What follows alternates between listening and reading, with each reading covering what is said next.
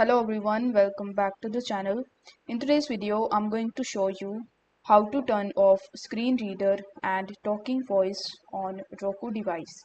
So in order to do it, you can customize your screen reader experience by going into the settings, then select accessibility, and there you will be able to see the screen reader option. So you just have to simply click on it.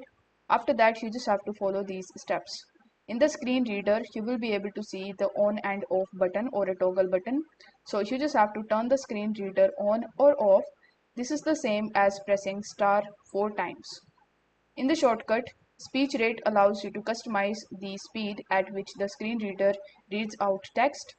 There are 4 speech rate settings: slow, normal, fast, and very fast. When you navigate to a particular setting, the screen reader gives you a sample of how it sounds at that speed. To select a specific speech rate, you must press OK on your Roku remote. So this way you will be able to turn off screen reader and talking voice on Roku device. I hope this video was helpful, and if it was, then don't forget to like the video and subscribe to the channel. Thank you so much for watching.